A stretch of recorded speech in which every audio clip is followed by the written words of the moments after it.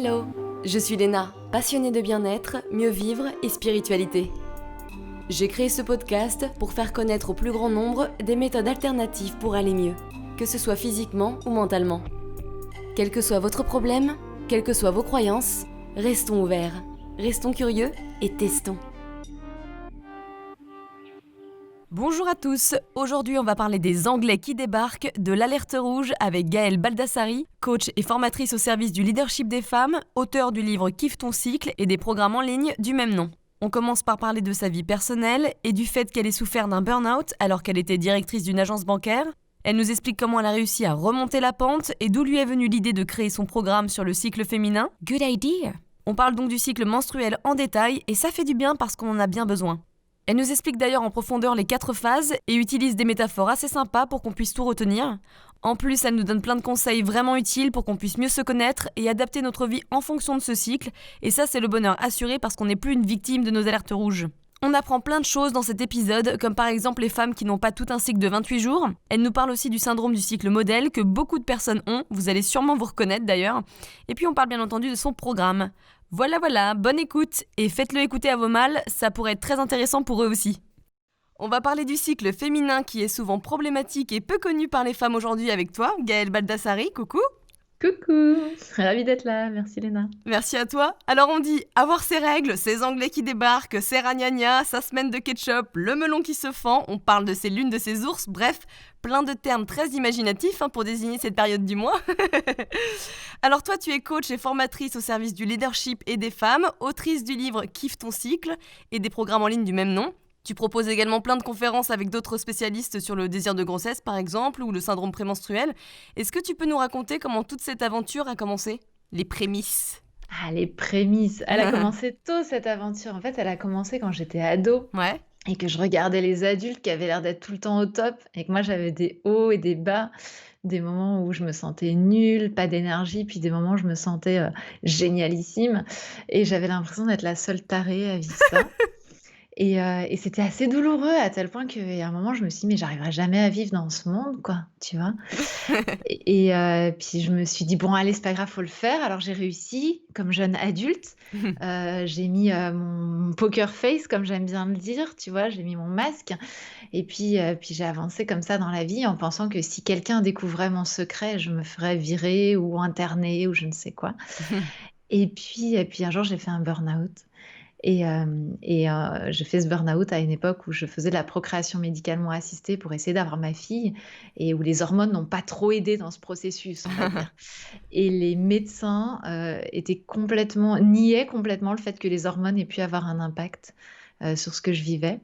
Et donc j'ai fait mes recherches par moi-même et là j'ai découvert le poteau rose ou le Graal, je ne sais quoi. Mais en tout cas, j'ai découvert que les hormones non seulement nous influencent, mais en plus c'est positif pour nous à partir du moment où on le sait. Voilà un peu la genèse de cette histoire. Donc tu vois, ça remonte à loin. Ouais.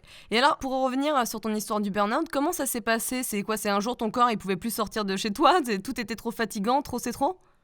Alors le burn-out, ouais, ça a été vraiment du radical du jour au lendemain. Je me suis effondrée, j'avais rendez-vous à la médecine du travail pour un truc tout à fait, normal, hein, et puis, la doctoresse m'a demandé en plantant ses yeux dans les miens, «Comment allez-vous madame?» et je me suis effondrée.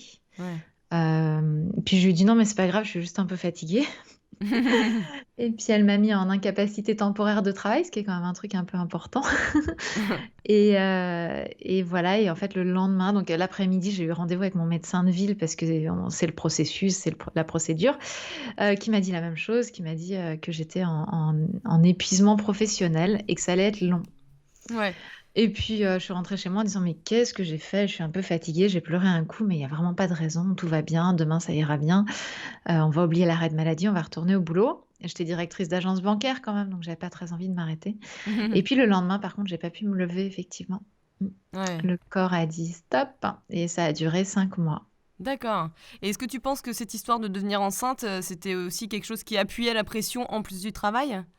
Ah bah, c'est clair que j'avais un gros surinvestissement professionnel, ça, c'est vrai.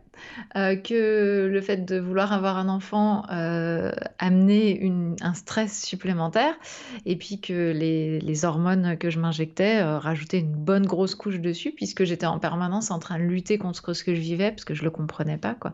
Ouais. Donc c'est clair qu'il y avait un peu, voilà, il y avait une très très bonne conjoncture pour que, pour que ça aille dans le mur, et bah, c'est comme ça, hein. Et t'as fait quoi pour t'en sortir? T'as essayé quelle chose? Quelle pratique? Alors, bah, déjà, j'ai eu une chance inouïe d'avoir un médecin qui a tout de suite, posé le bon diagnostic, ce Ouais. qui est pas forcément évident, et qui m'a tout de suite dit: «La première chose qu'il va falloir faire, c'est se reposer».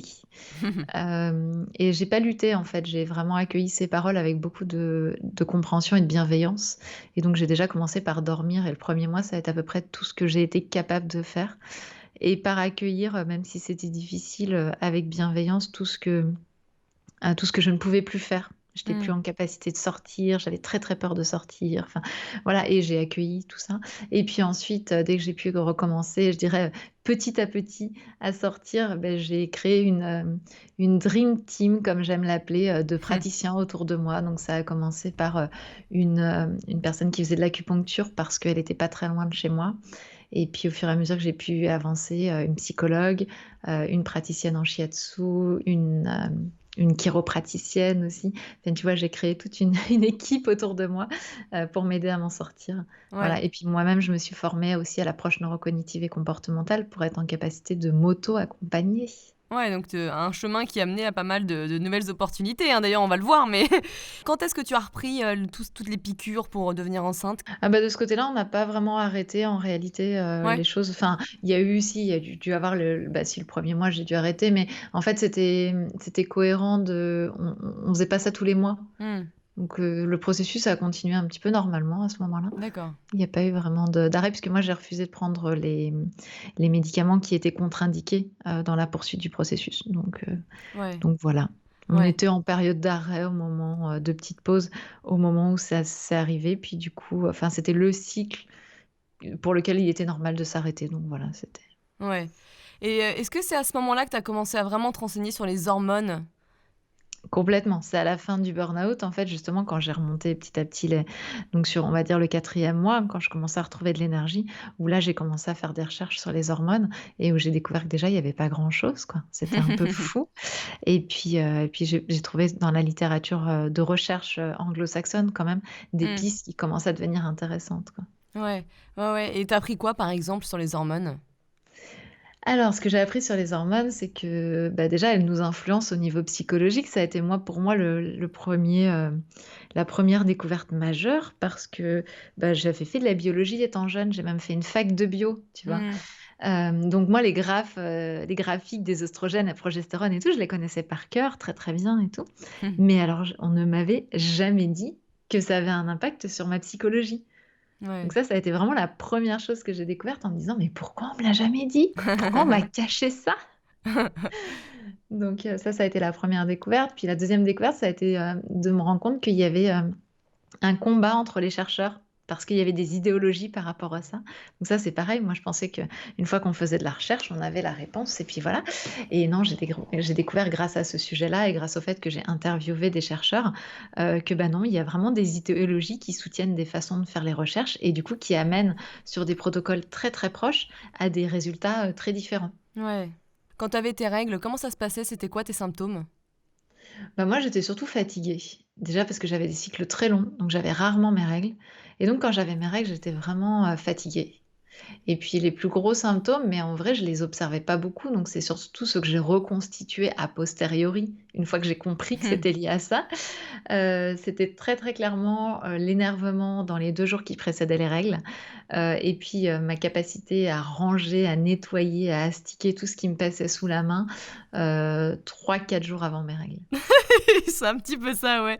Ouais, je vois très bien ce que tu veux dire. D'ailleurs, je suis en pleine période rouge là, les Anglais sont là et moi je suis de mauvais poil. Tu sais, tu es de mauvais poil quoi, tu peux rien y faire, j'ai beau méditer, faire du sport, bah non, je suis de mauvais poil quand même.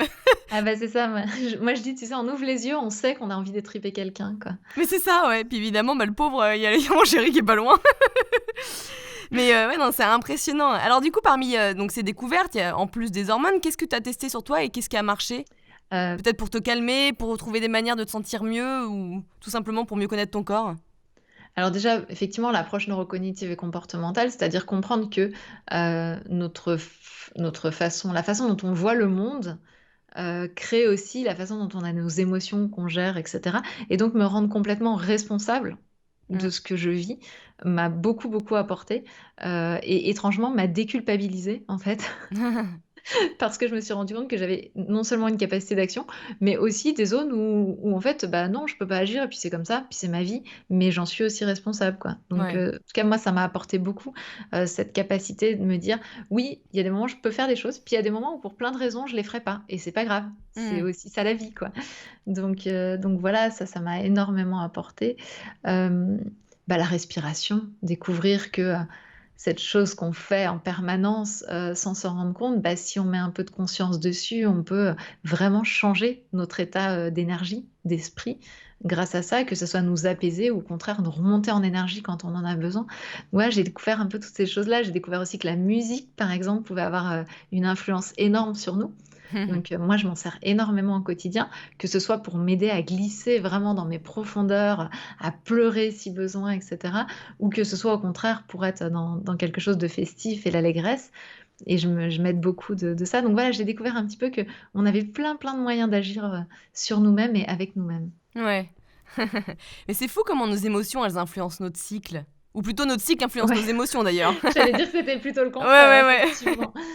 Oui, c'est fou comment notre cycle influence nos émotions, mais complètement. Mais quand on comprend que voilà, les hormones ont un dialogue permanent avec notre cerveau, en fait, bah oui, on se rend compte que tout ce système hormonal qui nous est très très peu enseigné, parce qu'aujourd'hui il y a comme une primauté du système nerveux chez tout le corps médical, en fait.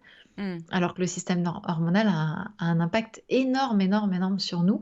Et c'est intéressant de le savoir parce que du coup, ce qui est intéressant, c'est de savoir qu'est-ce qui est normal ou qu'est-ce qui est le signe d'un déséquilibre Ouais. et qu'on peut réguler en plus. C'est ça qui est fou. C'est qu'on nous laisse avec ce truc-là à se dépatouiller parce que personne nous dit ce qui est normal, ce qui est pas normal, et puis nous explique que c'est les hormones. Et puis du coup, bah, on ne sait pas non plus quand est-ce qu'il faut aller régler le problème ou quand est-ce qu'au contraire, il faut plutôt apprendre à vivre avec, quoi. Bah totalement, ouais. Mais justement, on va parler du cycle menstruel parce qu'il y a 4 phases et elles sont toutes différentes, elles ont un rôle très important chacune. Pourtant, elles sont peu connues comme tu le dis. Est-ce que tu peux nous dire à quoi correspondent ces 4 phases et ce qu'il se passe dans les détails biologiques, si je puis dire? Avec grand plaisir. Alors moi, je vois le cycle menstruel comme une vague. Ah oui, le fameux surf, c'est ça? Voilà, c'est ça. Ah super, dis-nous. Et je considère que c'est une vague qui va nous traverser tous les mois. Voilà. Alors, ce qui est déjà intéressant à poser, c'est que c'est 500 fois à peu près dans une vie. Putain, on va se la prendre dans la gueule, hein, je peux te le dire. Voilà, Il y a des fois. c'est ça. Et donc, 500 fois, c'est quand même pas rien, hein. Non. Et c'est vrai que au niveau de la société, ce qu'on nous propose, bah, c'est exactement ce que tu viens de dire, hein, c'est de se la prendre dans la figure, Mm. de préférence en silence parce que c'est tabou, on n'en parle pas, hein. C'est intime, faut pas que les gens sachent. Donc on se la prend, on boit la tasse, mais en silence. Et ça, c'est vraiment la proposition de la société. Puis bon, on se remet comme on peut quand ça va un peu mieux, puis on se la reprend une nouvelle fois dans la figure, comme ça, 500 fois. Euh, On est un peu assommé à la fin, hein. ouais, c'est un peu ça le problème, tu vois. C'est ce que je lis dans les commentaires sur Facebook et tout, quand les femmes disent, mais comment veux-tu que je kiffe mon cycle? J'en ai ras-le-bol de me prendre la vague dans la tête. Du coup, quand on va voir un médecin et qu'on dit qu'on en a ras-le-bol de se prendre la vague dans la tête, il nous dit, bah, allez, la petite pilule magique, hein? Ouais, voilà, exactement. Donc voilà, la pilule magique qui règle tous les problèmes, hein, qui sont liés au cycle, mais qui en fait bloque le cycle menstruel. Donc ça, c'est une façon de nous mettre sur la plage, hein. Donc c'est vrai que c'est plus confortable, on arrête de se prendre la vague dans la tête, mais il y a plein d'autres désagréments potentiels. Puis certaines d'entre nous souhaitent ne pas prendre d'hormones. Et le problème, c'est que dans ces cas-là, les médecins ont tendance à répondre, bah, je peux rien pour vous, ma brave dame. Quand on arrête la pilule, on se prend un tsunami dans la tête, hein. Pour le coup, On peut, pour très certaines. compliqué. Ouais. En tout cas, c'était mon cas. Ouais, ouais, c'est le cas de. Bah oui, parce Au niveau hormonal, voilà, wouh. il y a plein de choses qui se sont déréglées, puis le corps essaye de gérer les choses, et puis on nous a encore une fois pas appris à vivre avec ces fluctuations, donc on se Ouais. prend un peu tout ça dans la tête. Et du coup, moi, là, c'est la troisième proposition que je fais. Je dis, mais on n'a pas de raison de boire la tasse tous les mois, on n'a pas non plus de raison de nous dire que la seule solution, c'est de bloquer le cycle. On a une autre possibilité qui est d'aller surfer notre cycle menstruel, c'est-à-dire d'aller utiliser l'énergie de cette vague pour kiffer notre vie grave, grave, grave, quoi. Hmm. Et donc, c'est ça que je propose. Et effectivement, bah, une session de surf se fait en 4 étapes. Donc comme les phases du cycle. Exactement comme les 4 phases du cycle menstruel. Donc la première étape, bah, on est posé sur notre planche. Ça, c'est le moment des règles. Et puis, bah, on va avoir envie plutôt de se reposer, comme quand on est posé sur notre planche en surf. On va pouvoir faire le bilan de la session de surf précédente, se dire: «Waouh, qu'est-ce qui s'est passé? Qu'est-ce que j'ai fait?» Et puis, du coup, prendre des décisions pour la prochaine vague. Mmh. Est-ce que je la reprends de la même façon? Est-ce que je change mes plans? Est-ce que je change? Donc c'est vraiment un moment, d'introspection, donc cette période des règles, où toutes les hormones sexuelles sont au plus bas. Donc les oestrogènes et la progestérone sont vraiment au plus bas niveau. Donc c'est aussi pour ça que les choses s'apaisent. Il y a moins les tempêtes émotionnelles qu'on a pu connaître juste avant les règles et donc on est posé sur notre planche, voilà. Mmh. Et puis l'énergie commence à remonter tout doucement et ça, c'est les œstrogènes qui font remonter l'énergie puisque les œstrogènes, ils fonctionnent un petit peu comme la pédale d'accélérateur du corps Mmh. et quand l'énergie remonte, eh bien, c'est le moment de prendre son élan en surf. Donc on va se mettre à ramer à toute vitesse pour réussir à atteindre la vitesse suffisante pour que la vague finisse par nous porter. Donc ça, c'est la prise d'élan, c'est la remontée d'énergie après les règles, c'est la remontée des œstrogènes après les règles. Et là, c'est la période où on se sent un peu en mode superwoman, quoi. On a Mmh. l'impression qu'on a plein de paires de bras qui nous ont poussés, d'un seul coup dans la nuit et puis qu'on est en capacité de, dépiler à toute vitesse nos to-do list et de faire tout ce qu'on a à faire. Est-ce que cette période te parle aussi, Léna? Totalement. Bon là, je suis un peu au fin fond de la vague mais avec mes ranias, mais je vois très bien, il y a toujours des phases où on se sent, hyper enthousiaste, dynamique, on peut tout faire, on se sent bien en soi, on se sent motivé, ouais, il y a un élan, c'est vraiment ce terme-là, un élan de Exactement, donc ça, productivité. c'est la prise d'élan en surf et puis ça y est, là, on a pris suffisamment notre élan, la vague nous porte et là, on est à l'apogée au niveau, des oestrogènes puisque ça va être la période de l'ovulation où on va pouvoir se mettre debout sur notre planche de surf puisque là, il y a plus besoin d'agir dans tous les sens. On est plutôt, à privilégier la communication avec les autres, l'interaction. C'est souvent le moment où on a envie de boire des apéros, de sortir, de passer des coups de fil aux gens qu'on n'a pas eu au téléphone les semaines d'avant parce qu'entre le fait qu'on était posé et puis qu'après on travaillait trop, bah là c'est le moment où on se dit tiens, je vais appeler mes copines. Donc ça c'est la période de l'ovulation et là on a un pic d'œstrogène, on est vraiment au max du max des œstrogènes et puis on va avoir un petit shoot de testostérone à ce moment-là qui va faire en général booster un peu notre libido aussi Ouais. et puis nous donner envie d'être en lien avec les gens. Donc là, Mmh. c'est quand on est debout sur notre planche. Et puis ensuite arrive cette période prémenstruelle, la période entre l'ovulation et les règles qui, qui est en fait la descente dans le tube de la vague. Mmh. Et exactement comme on surfe dans le tube de la vague, bah, quand on est comme ça sous la vague, eh bien le soleil est un peu moins présent, il arrive un peu moins à nous, on voit les choses de façon un peu plus sombre. En même temps, il y a une belle vitesse, une belle énergie, c'est assez kiffant d'être dans le tube comme ça de nous à nous-mêmes. On a une grande créativité, mais on voit le côté noir des choses. Donc on a un peu le mode petit auditeur interne qui critique tout qui est activé. Parce qu'on voit l'intérieur des choses, en fait. On voit voilà, le dessous des choses. Et donc ça, c'est le tube de la vague. Et là, au niveau physiologique, on a 2 hormones qui jouent un peu à chat à l'intérieur de nous, puisqu'on a la progestérone qui est rentrée dans le jeu. La progestérone, elle fonctionne un petit peu comme la pédale de frein du corps.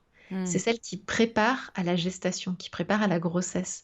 Donc elle, son rôle, ça va être de faire augmenter notre température.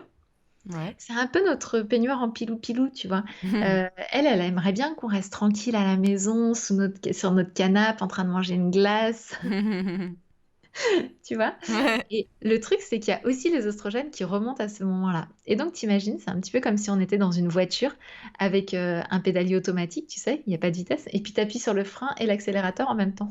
Ah oui, oui d'accord, on voit bien, c'est Bah bien. ouais, bah, c'est un peu ce qu'on vit dans le tube de la vague. Donc dans cette période prémenstruelle, on a ces moments d'accélération, ces moments de décélération et puis on est un peu prise au milieu de tout ça, ce qui génère aussi, bah, des émotions un petit peu fluctuantes, un peu variantes et donc ces sensations par moments d'être un peu dépassées par nos émotions.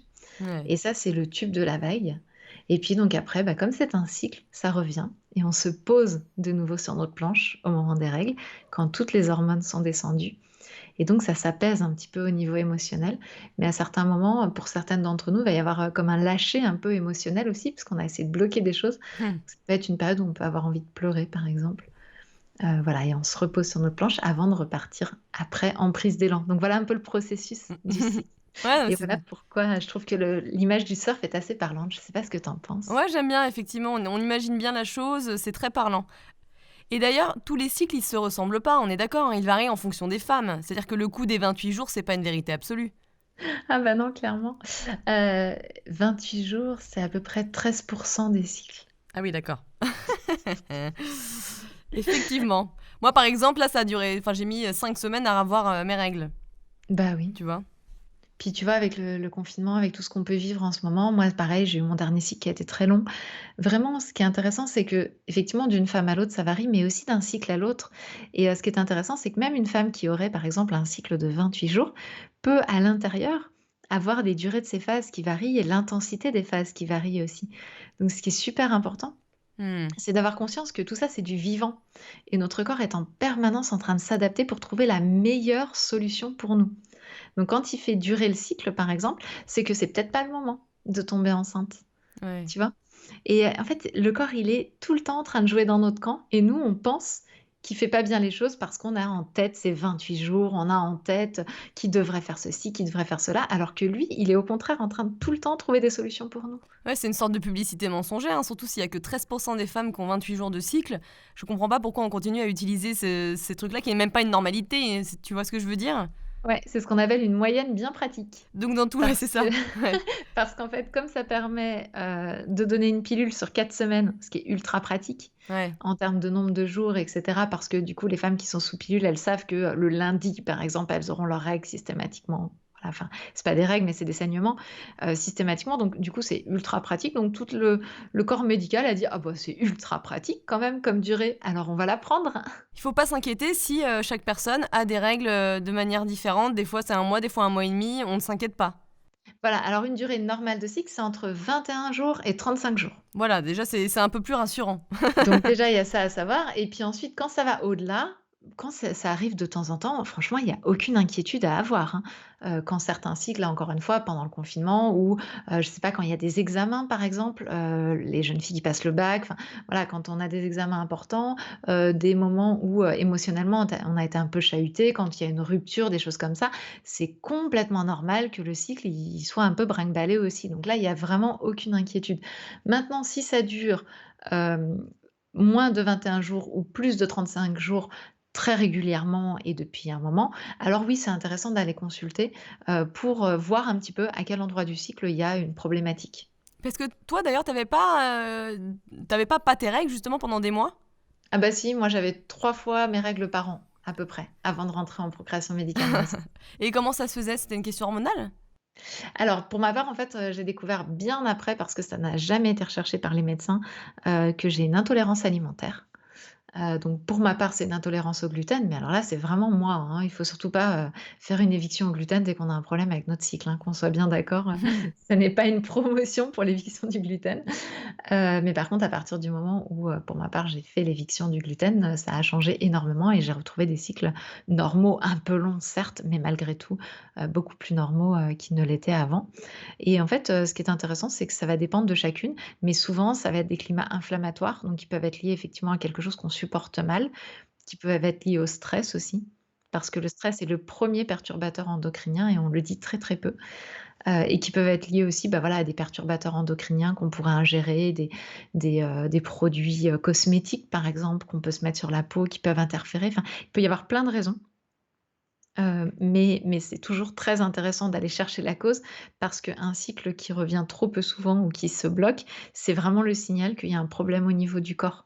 Moi, je considère le cycle menstruel comme un lanceur d'alerte Ouais, c'est qui nous vrai. prévient qu'il y a un problème. Donc il faut aller chercher quand il nous le dit, plutôt que de le bloquer, de le bâillonner, de le faire taire. C'est un atout super pour le corps féminin puisque le corps nous dit, bah, ce qui se Mais passe, c'est hein. ça. Tu vois, si jamais ça ne se passe pas bien et que c'est trop long, bah, c'est peut-être qu'il faut effectivement, aller chercher quelque chose, avec un spécialiste, vérifier que tout aille bien et le corps communique avec nous, notamment par les phases du cycle féminin. Je trouve ça C'est super. exactement ça et je trouve ça terrible qu'aujourd'hui, il y ait beaucoup de médecins parce qu'ils n'ont pas été formés, hein. C'est pas une critique, Ouais. c'est pas un souhait de leur part, mais comme ils n'ont pas été formés sur cette information, que c'est un lanceur d'alerte, beaucoup de médecins, balayent ça du revers de la main et disent: «Oh écoutez, le jour où vous voudrez un enfant, on sera là, on pourra vous aider». Mais c'est tellement dommage parce que le corps nous donne une alerte là, à un moment où, on a juste que ça à faire d'aller chercher quel est le problème pour essayer de le résoudre et c'est vrai que c'est souvent balayé du revers de la main et vraiment, si c'est votre cas, trouvez quelqu'un qui vous écoute et qui cherche avec vous quel est le problème et parfois ce ne sont pas les médecins, parfois du coup il faut se tourner vers des praticiens alternatifs, mais c'est trop dommage d'avoir l'information qui est donnée par le corps et de rien en faire. Ouais, ouais, ouais. Et c'est quoi le syndrome du cycle modèle?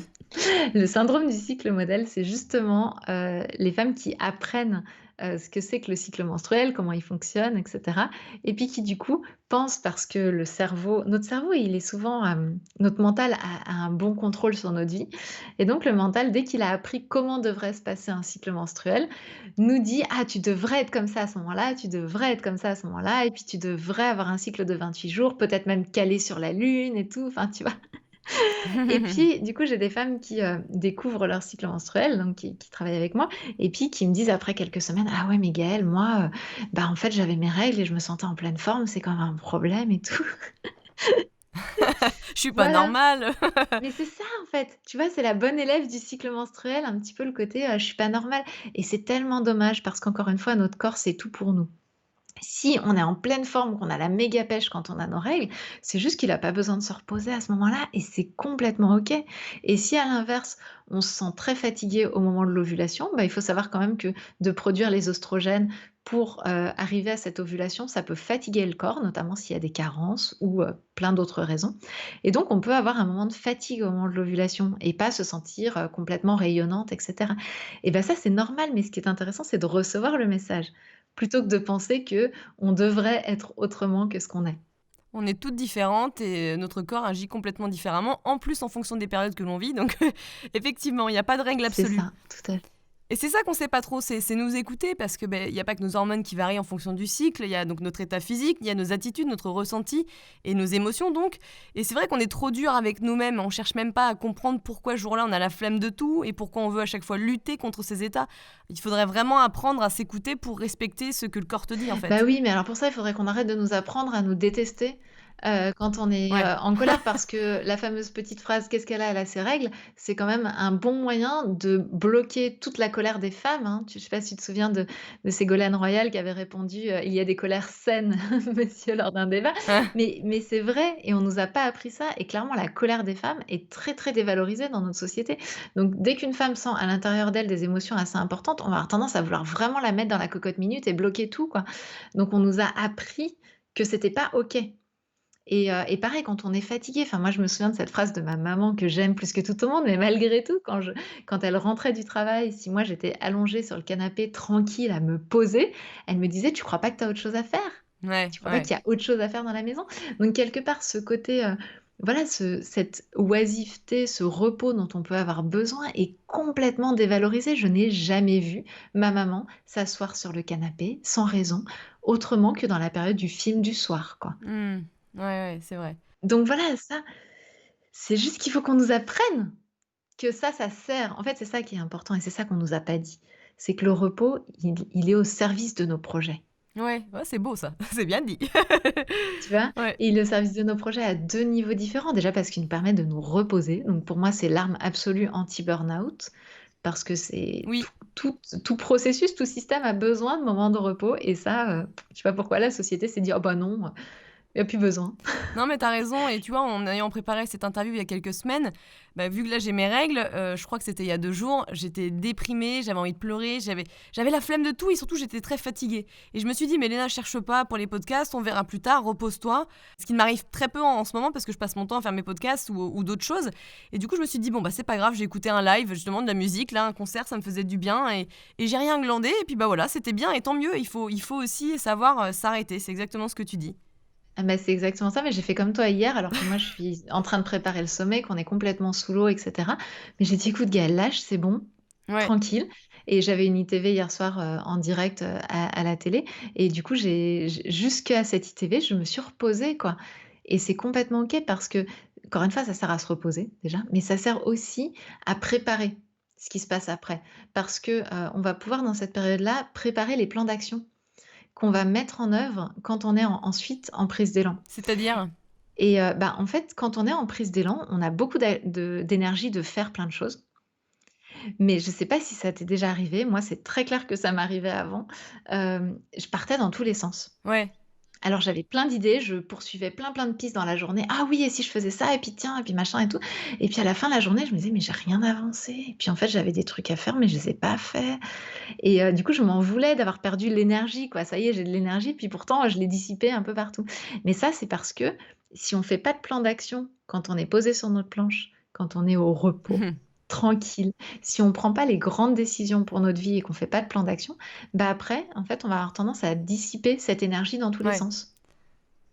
Donc c'est là où c'est hyper important aussi d'accepter de se poser, de faire autre chose, de se reposer, de prendre un peu de recul et puis de se dire: «Tiens, mais vraiment, qu'est-ce que j'ai envie maintenant? Quelles sont les grandes décisions que je vais prendre?» C'est quand on est posé sur notre planche que ça vaut le coup de les prendre, ces décisions-là, Ouais. et donc d'avoir un plan d'action tout prêt quand l'énergie remonte, et là, on n'a plus qu'à suivre la to do list, et là, waouh! Et là, on va au bout des choses. Quand tu parles de to-do list, donc c'est par exemple en fonction de tes projets, tu vas dire: «Bon, bah, la semaine prochaine, si j'ai la motivation, je pourrais, bosser sur telle chose, ensuite sur telle chose, nin c'est ce genre de choses concrètes que tu parles? Ah bah complètement. Moi, j'ai un D'accord. un petit logiciel qui s'appelle Asana, sur lequel je note, tout ce que je dois faire, jour par jour, avec les échéances et cetera, et ça, j'en prépare une très grande partie, quand je suis posée sur ma planche pour le cycle qui vient. Ah! Ouais, c'est intéressant. Mais c'est vrai que moi, depuis que je médite, je maîtrise beaucoup mieux mes émotions, même si j'ai remarqué que quand j'ai mes règles, c'est quand même un peu plus compliqué parce que c'est beaucoup plus impulsif. Et tu vois, quand je suis énervée comme ça, là, tout à l'heure, j'étais un peu énervée. Du coup, je suis allée méditer 10 minutes, j'ai fait un petit programme rapide parce que j'avais la flemme de faire une demi-heure et j'avais pas le temps. Et tout de suite, tu vois, ça te switch ton énergie. Donc, j'ai pas prévu quoi que ce soit pour la semaine prochaine, mais je me suis stoppée et voilà, j'ai lâché prise. Et puis voilà, du coup, ça va mieux, ça me permet d'être de meilleure humeur pendant au moins une heure. Puis après, ça va peut-être revenir, mais tu vois ce que je veux dire? Ça m'aura un petit peu détendue, quoi. Mais alors, tu vois, ce qui est intéressant sur la mauvaise humeur, par exemple. Ouais. En fait, on nous a appris depuis qu'on est gamine que, dès qu'on voit les choses un peu en noir et qu'on est justement de mauvaise humeur, c'est négatif. Mmh. Et en fait, ce qui est dommage, c'est que ce qu'on nous a pas appris, c'est que c'est quand même le meilleur moyen de régler les problèmes de notre vie, pour Tu veux qu'on ait dire une que vie meilleure. c'est un message qui nous dit: «Bon, pose-toi pour réfléchir sur ce qui se passe et ce qui fait que tu es de mauvais poil»? Bah, ouais, c'est ça. Enfin, c'est un message qui nous dit en mode warning et en mode un peu chiant, c'est vrai, mais qui nous dit: «Là, il y a un problème visiblement. Là, il y a Bah, un ouais. truc qui te convient pas», tu vois? Donc c'est déjà de recevoir ce message-là, parce que notre but quand même dans la vie, c'est d'avoir la meilleure vie possible, quoi. Et donc quelque part, oui, à certains moments, il y a des choses qu'on a mises en place, ou des choses qui se sont mises en place autour de nous qui ne nous conviennent pas, et c'est intéressant d'aller creuser. Ouais. Mais ce qui est compliqué, je trouve, quand tu as tes règles et que tu es de mauvais poil ou avant tes règles quand tu es de mauvais poil, c'est que tu sais pas exactement pourquoi puisque tu as l'impression que c'est vraiment tes hormones qui font que tu es de mauvais poil. Alors oui, mais là, c'est ça qui est intéressant, c'est que moi, ce que je propose, c'est vraiment de noter tout ce qui nous passe par la tête, et Ouais. de voir justement, une fois que cette énergie est redescendue, cette énergie un peu négative est redescendue, de faire le tri. Qu'est-ce qu'on doit modifier? Qu'est-ce qu'on ne doit pas modifier? Alors, ce qui est intéressant, c'est qu'il y a des choses quand même à savoir. Biologiquement, juste avant les règles, donc dans la période prémenstruelle, comme il y a la progestérone, il y a notre immunité qui baisse. Donc ça, c'est biologique, tout simplement parce que sinon, on éjecterait tout potentiel fœtus, Ouais. puisque le fœtus, c'est à moitié nous et à moitié pas nous. Oui. Donc en fait, le corps fait baisser l'immunité. Comme il fait baisser l'immunité, il sait qu'on est un peu plus en danger au niveau des maladies, etc. Ouais. Donc, on devient un détecteur de tarés à la poussière, à la moisissure, aux chaussettes sales qui traînent, et cetera. Donc, une fois qu'on a cette information, on arrête de prendre, les chaussettes sales qui traînent, et cetera, comme quelque chose de catastrophique, et comme notre vie est terminée parce que tout le monde nous laisse toujours ça partout dans la maison, et cetera. Et puis, on a l'info que c'est biologique. Donc on Ouais. gère avec nous-mêmes, en fait, et on est beaucoup plus capable de dealer avec nous-mêmes que tant qu'on le sait pas. Et Ouais. qu'on a l'impression d'avoir ces espèces de pulsions qui nous dépassent. Donc déjà, tu vois, c'est ces compréhensions-là. L'autre truc qui est intéressant de savoir, c'est que le, notre corps est biologiquement programmé pour se reproduire. Ce qui ne veut pas dire que nous, on ait envie de se reproduire, qu'on soit bien Ouais. clair là-dessus, hein. Ce sont deux choses très différentes. Mais voilà, biologiquement, il est programmé comme ça. Et donc, notre corps, il y a une hypothèse qui a l'air d'être confirmée par les chercheurs américains, là, que au bout de plusieurs cycles non fertiles, notre, corps nous dirait: «Ma cocotte, faudrait peut-être que tu ailles voir ailleurs pour voir s'il y aurait pas quelqu'un de plus fertile dans les environs». Ah, c'est C marrant. qui nous amène à avoir, envie de dégager le conjoint ou la conjointe, qui, partage notre vie. Ce qui fait que c'est pour ça qu'ils s'en prennent parfois un peu plein la figure. Ah, c'est marrant. Tu vois? Bah, une fois qu'on le sait, on peut en rigoler. Déjà parce qu'on peut informer le conjoint ou la conjointe que c'est ça le problème, hein. Tu vois? Ouais. Alors moi, je sais que c'est très clair parce que la veille de mes règles, j'ai systématiquement envie de faire ses valises. Mais comme j'ai bien remarqué que le lendemain ou le surlendemain, je vais avoir des yeux complètement d'amour en me disant: «C'est le meilleur mec du monde et j'ai trop de chance». Comme j'ai remarqué ce truc-là, je j'arrête le processus de vouloir faire la valise, tu vois? Ah, c'est marrant. Mais je crois que je vais lui faire écouter 3 fois le podcast. C'est décidé. Donc voilà, c'est aussi ça peut devenir un jeu quelque part dans la famille. Moi, je sais que j'ai un magnète sur mon réfrigérateur pour dire où est-ce que j'en suis dans mon cycle. Alors, il y a un truc essentiel quand même, c'est qu'il faut pas que le cycle devienne le dictateur de toute la famille, hein, soyons très clairs là-dessus. C'est Oui. à nous de gérer, notre propre cycle quand même. Mais si les autres peuvent nous aider, éviter de mettre de l'huile sur le feu à certains moments et tout, c'est quand même pas mal et du coup, c'est pour ça que moi j'ai un magnète et qu'on en parle, quoi. Et Mmh. puis de moi-même maintenant, du coup, je rigole, c'est-à-dire que je discute, bah, je suis pas toute seule dans ma tête, mais je pense qu'on est nombreuses dans ce cas-là. Voilà, quand je sens que je m'énerve et tout, au bout d'un moment, je me dis: «Bon, c'est bon ma cocotte, tu t'es assez énervée, peut-être que tu peux passer à autre chose». C'est trop ça. Donc du coup, tu te calmes 1 heure et puis 2 heures après, ça recommence et Ouais, pour rien c'est du ça. tout, hein. Mais en même temps, le fait d'écrire, tu vois, le fait d'écrire ce qui m'énerve, moi, ça m'aide énormément à faire que ça remonte pas, que la c'est comme si la pression descendait quand même un petit Bah peu, oui, tu parce que tu sors, comme on dit, tu sors ta chiasse. Excuse-moi, c'est pas très c'est beau, mais ça, c'est non vrai. mais c'est ça. C'est ça et puis surtout, tu sais qu'elle est quelque part. Ouais. Quelque part, ton cerveau sait qu'il a pas besoin de s'en souvenir, quoi. Donc moi, je sais que d'écrire, ça m'aide énormément. Ah, je trouve que c'est pas mal et j'essaierai l'exercice, d'écrire tout ce qui passe par la tête, tout ce qui fait que je suis énervée et de voir, 1 semaine ou 2 semaines plus tard, si vraiment tout ça, je le ressentais parce que, bah, il y avait vraiment une menace ou si c'était parce que c'était personnel et que j'avais mes règles. C'est ça et puis, Ouais, souvent, il y a là-dedans, il y a quand même des choses qui sortent parce qu'on n'invente rien, hein. On noircit le tableau, ça, c'est vrai. Mais ouais. on n'invente rien et souvent, il y a des choses qui sortent qui sont vraiment pertinentes et sur lesquelles on peut faire des choses, quoi et on a intérêt parce que, parce que plus on est bien dans notre vie, moins le syndrome prémenstruel est violent, faut être honnête, hein. Oui, ouais, ouais. Et c'est pour ça que Donc d'ailleurs les cycles se ressemblent jamais puisque ça dépend de ce qui se passe en ce moment. complètement. Mais ce qui est marrant, c'est que c'est vrai, le coup des valises, c'est très vrai, mais à côté de ça, par contre, le lendemain, si, jamais, on est un peu énervé et qu'il dit: «Oh bah tiens, je vais te faire un petit câlin, tu veux de l'amour?» Bah là, tu tout de suite, tu vois, ça change. C'est bizarre, hein, cette espèce de dualité entre «amour-haine» entre guillemets, tu vois? Ah bah, clairement, il y a des choses, puis il y a plein de jeux qui se réveillent dans ces périodes-là. Non, non, mais clairement et c'est ça qui est génial, c'est de pouvoir s'observer là-dedans, pouvoir repérer un petit peu la façon dont on fonctionne, quels sont nos besoins. Puis qu'est-ce qu'on peut demander aussi à l'autre? Moi, je sais que j'ai appris à demander qu'on me laisse tranquille dans ma chambre certains jours, sous ma couette et ça me fait du bien, en fait et j'écris mes articles. Moi, j'écris beaucoup des articles que j'écris, sous ma couette, en faisant la grasse mat jusqu'à 11-12 heures, sans qu'on vienne m'embêter ces jours-là. Non, mais t'as raison et ce qui est bien, ça montre que toi, t'assumes tout ce qui se passe, quand t'es un peu plus lunatique, fatiguée ou flemmarde. Mais les femmes, elles le font pas et ça, c'est vrai que c'est une erreur et j'espère qu'on va pouvoir le changer. Mais est-ce qu'il y a d'autres erreurs que les femmes, le font le plus souvent par rapport à leur cycle? Oh oui! Alors l'erreur classique, majestueuse que j'adore, donc tu te sens super belle, d'accord? Tu vas dans un magasin, tu essayes la petite robe en 40. C'est un peu serré et tu es pas loin de ton ovulation parce qu'en général, c'est le moment où on se sent la plus belle. C'est un petit peu serré et on se dit: «Ah, c'est pas grave, je vais quand même la prendre» plutôt que de passer la 42 qui nous aurait beaucoup mieux, faut le dire. Je vais quand même la prendre parce que je vais faire un effort. Ouais, Ça te parle ça? Le ouais. jean, Bah, ça moi, marche j'ai aussi, pas ça. trop ce problème-là pour le coup, c'est plutôt l'inverse, moi.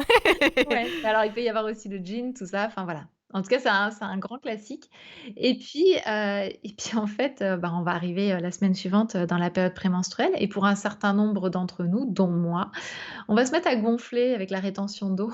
Je confirme. En tout cas, le bidou, il est bien enflé aussi. Voilà. Ce qui fait que le petit jean qu'on avait pris dans la taille en dessous parce qu'on se sentait trop belle et qu'on savait trop qu'on avait envie, de faire attention, en vrai, on va pas rentrer dedans. Donc moi, mon conseil, c'est déjà de prendre des vêtements à sa taille, ça c'est une première chose.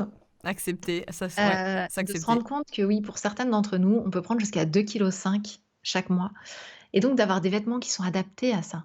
Moi, à partir du moment où je suis autorisée à prendre notamment des robes amples qui ne serrent pas au niveau de la taille, mais ça m'a sauvé la vie, en fait. Donc de s'autoriser à avoir plusieurs tailles. Alors ça marche pour la taille, mais ça marche aussi pour la taille de soutien-gorge. pour celles qui en portent. Moi, je l'ai abandonné depuis pas mal d'années maintenant. Mais pour celles qui portent encore des soutiens-gorge, d'avoir plusieurs tailles de soutien-gorge si on a ces gonflements, parce que c'est tellement bête de souffrir. Voilà, et donc je dirais pas que c'est normal parce que c'est un signe malgré tout du syndrome prémenstruel, d'un petit déséquilibre hormonal. Mais si c'est ce qu'on vit, honnêtement, ça vaut la peine d'avoir, des vêtements adaptés dans lesquels on se sent bien. Donc ça fait partie des choses habituelles. L'autre chose, alors c'est pas forcément les femmes qui font cette erreur-là, mais c'est plutôt quand on est suivi par un diététicien, une diététicienne ou alors par un médecin ou je ne sais quoi, et puis qu'on monte sur la balance, sur la fin du cycle et que la Ouais, personne nous dit: «Ah bah, vous avez pris du poids». Bah, ouais, mais c'est juste de l'eau en fait. ouais. Donc maintenant avec les balances à impédance, c'est un peu mieux, mais tout le monde fait pas attention à ça et donc c'est d'avoir conscience de nous à nous-mêmes que oui, il y a des moments où on fait un peu plus de rétention, d'autres moments où on n'en fait pas.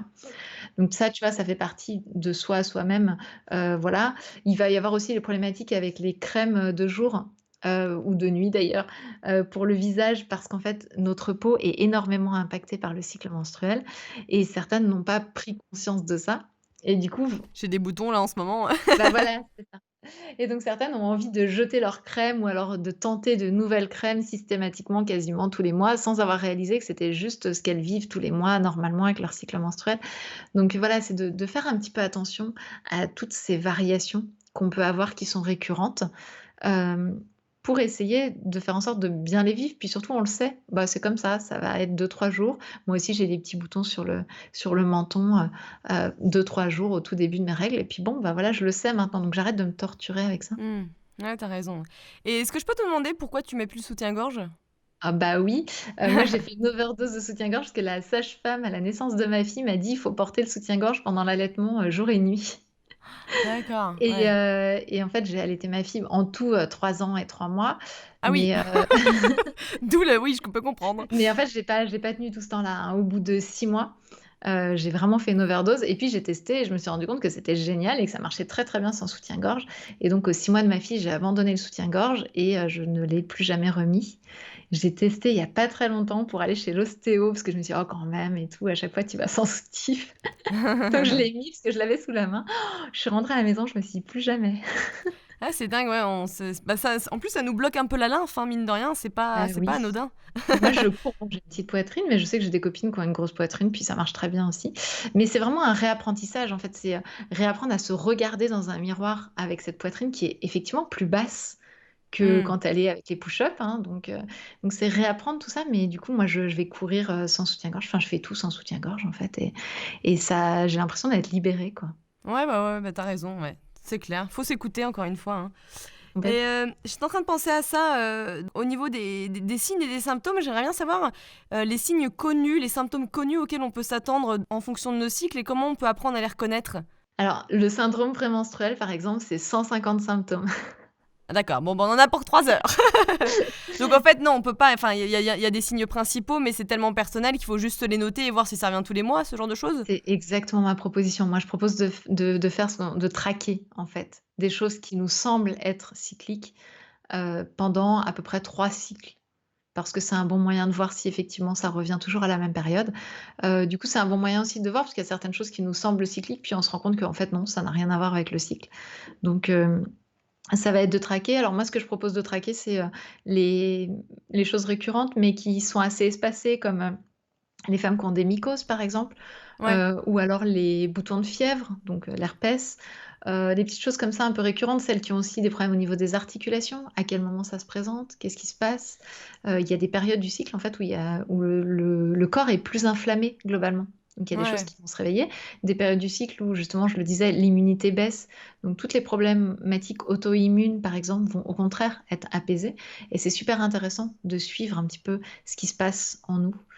Et ce qui nous intéresse de suivre, bah, je sais pas, pour certaines, ça va être, de savoir quand est-ce que je vais avoir les cheveux plus gras, pour faire peut-être des shampoings plus adaptés à certaines périodes. C'est très, très personnel, mais repérez les choses que vous auriez envie de savoir si ça a un lien avec votre cycle ou pas.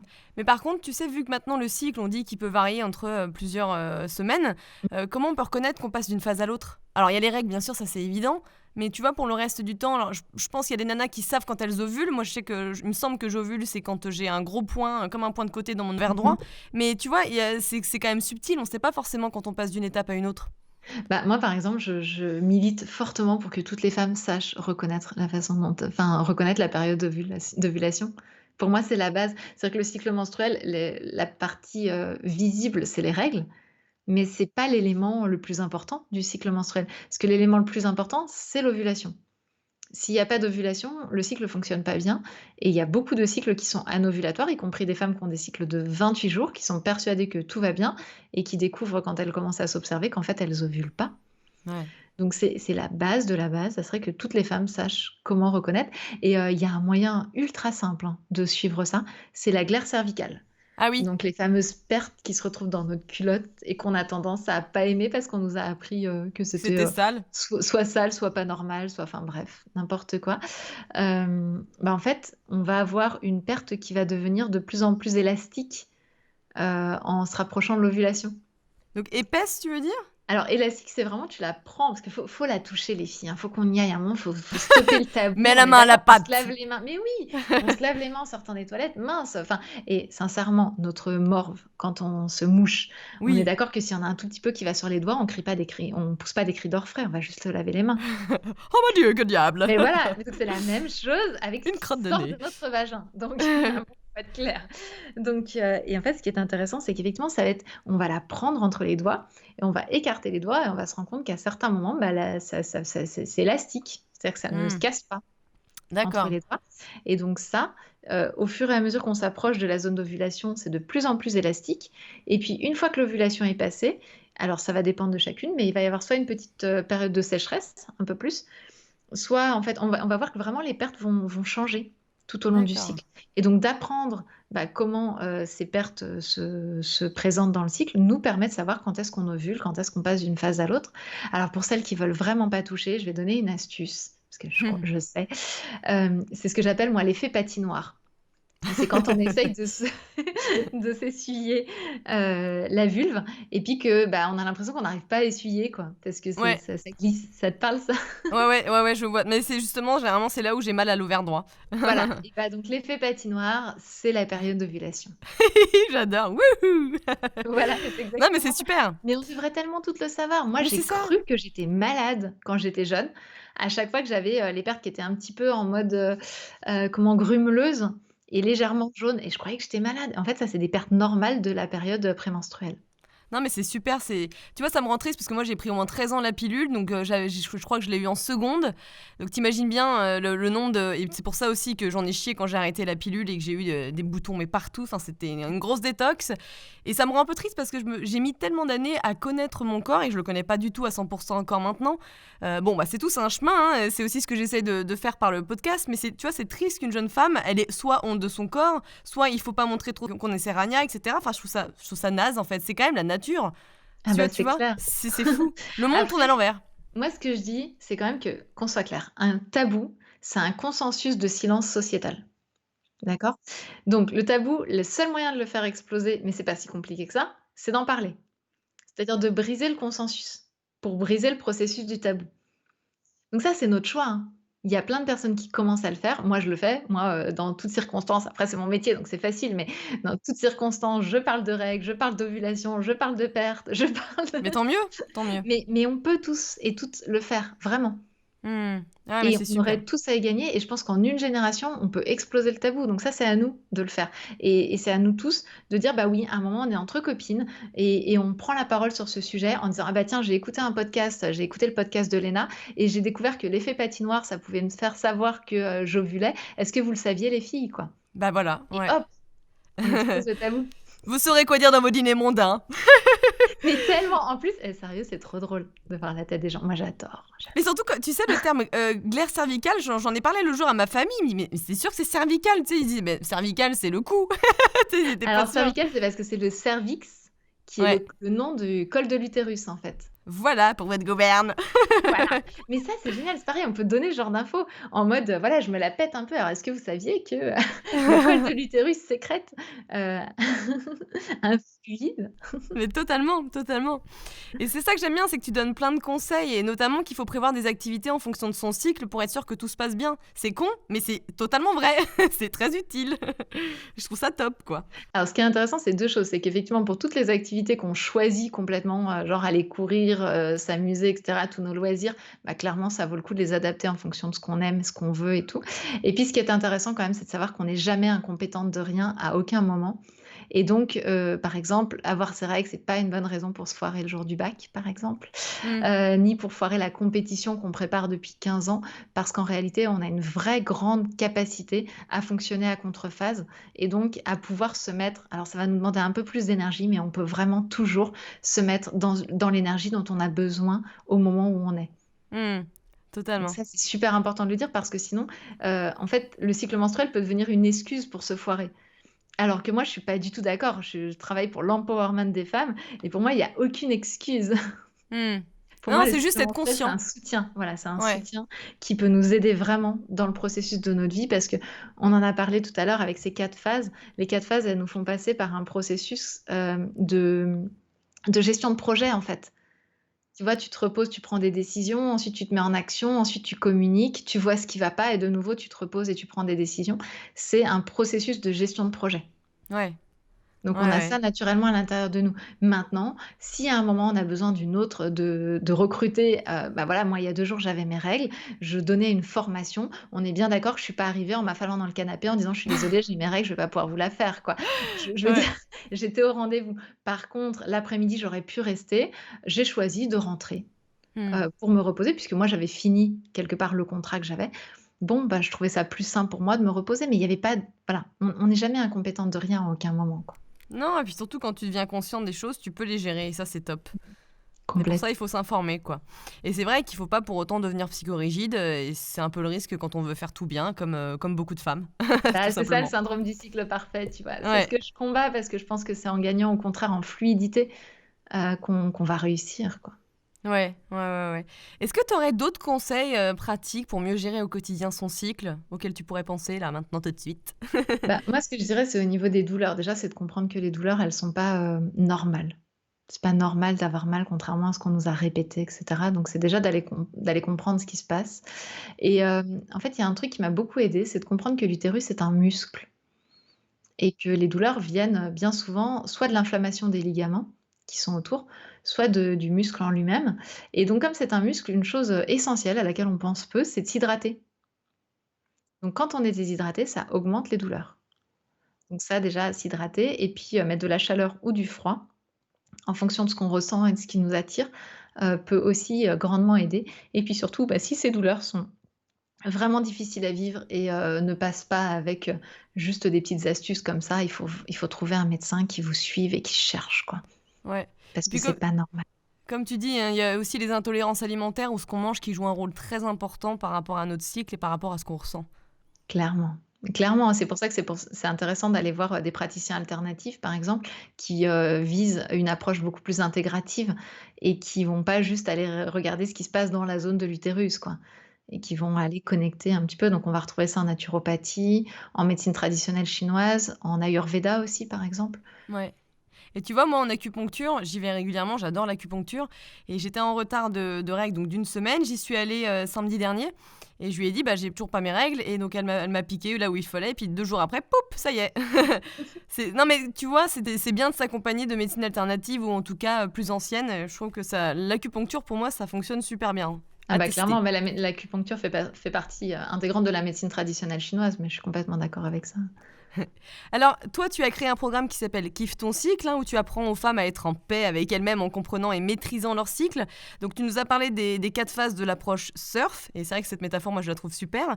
Combien de temps elle dure et combien de temps ouais, il faut pour un peu mieux maîtriser son cycle avec ta formation? Alors c'est intéressant ce mot «maîtriser» parce que clairement je pense qu'il faut pas maîtriser le cycle. Alors, le comprendre peut-être, parce Voilà, qu'effectivement, le tu peux jamais comprendre vraiment et le maîtriser. l'utiliser, voilà, le comprendre et l'utiliser à notre profit. La formation, elle dure 8 semaines. D'accord, Hem, c'est pas trop long. non, bah, non, en fait, on a tout à l'intérieur de nous. Donc la seule chose que je fais, moi, c'est que je réimplante le programme qui connecte ce qu'on a à l'intérieur de nous et notre mental. Hmm. C'est la seule chose que je fais et c'est vraiment pas très long, c'est 30 minutes à peu près par semaine pendant 8 semaines. Ah oui, Tu vois, on n'est pas sur un programme, mais ouais. parce qu'encore une fois, on a tout à l'intérieur de nous. Si ça se trouve, juste en ayant écouté, ce podcast-là, vous aurez déjà une grosse partie de ce que vous pouvez faire. Donc après, moi, ce que j'enseigne, c'est comment faire pour, trouver vraiment nos propres ressources à l'intérieur de ce cycle, pour pouvoir fonctionner de moins en moins à contrephase et toujours plutôt, en s'appuyant sur les ressources que la nature nous offre à l'intérieur de ce cycle.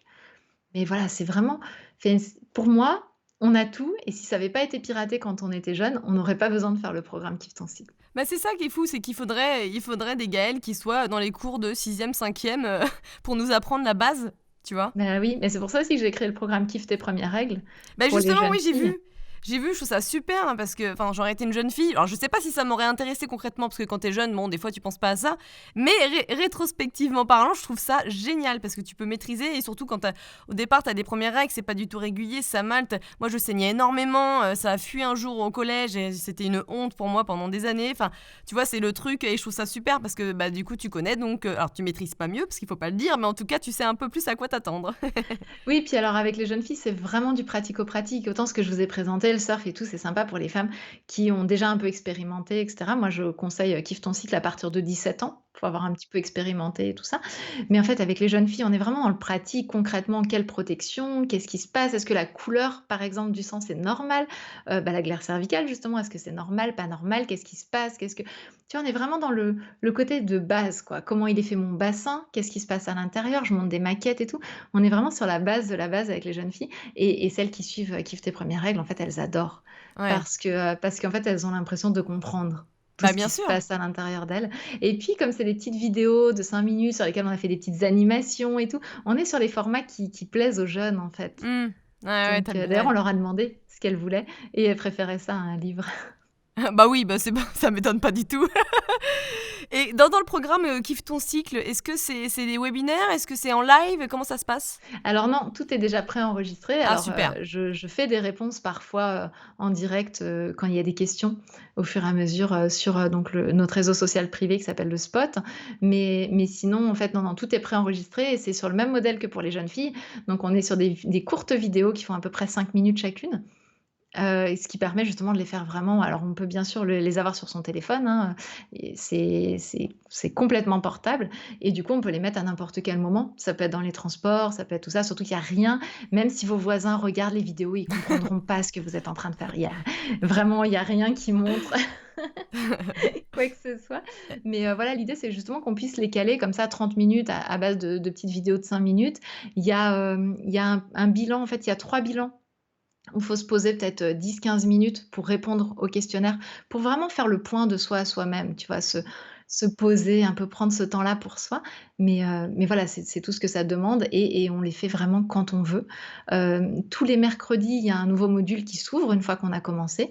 Mais si à un moment on décale parce qu'on était en vacances ou quoi, il y a aucun problème.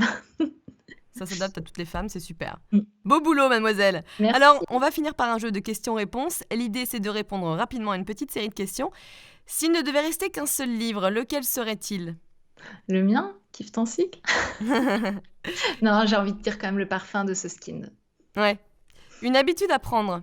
De se demander tous les matins comment je vais aujourd'hui. Une habitude à supprimer. De manger du sucre. Ton petit-déj idéal. Ah bah, c'est 2 œufs à la coque. La médecine alternative à tester absolument. Oh, il y en a tellement, mais j'ai quand même envie de dire la naturopathie. Hmm. Le complément alimentaire à ne pas oublier. Oh! J'oublie systématiquement moi les compléments alimentaires, mais j'aurais quand même envie de dire le magnésium, mais je suis pas la bonne élève sur ce coup-là. Est-ce que tu as un mantra, une phrase que tu te répètes régulièrement? Ah oui, j'ai un mantra, oui, oui. C'est, attends, tu vois, il s'échappe au moment où je Ouais, t'inquiète. amuse-toi sérieusement de la vie. Que dirais-tu à ton plus jeune toi 20 ans auparavant? Ah, mon plus jeune moi, 20 ans auparavant, je lui dirais, «Fais attention à ton corps parce que tu crois que tu es juste une tête et que ton corps, dirige alors qu'en fait ton corps a beaucoup de choses à t'apprendre». Où est-ce qu'on peut te trouver? Alors, bah, si vous voulez venir me voir, je suis à Rennes. Mais sinon, on peut me trouver sur le site internet Kiffe ton cycle et puis sur les réseaux sociaux. Alors moi, c'est facile. Kiffe ton cycle absolument partout. Donc sur Instagram, sur Facebook. Bah oui, mais c'est très bien, au moins on retient bien le nom, hein, ça. Voilà. Eh ben super, merci beaucoup Gaëlle pour tout ça. Merci Léna, c'était un grand plaisir. On va peut-être pouvoir enfin profiter de nos ragnagnas. Et puis à bientôt, merci. Au revoir à toutes et à tous.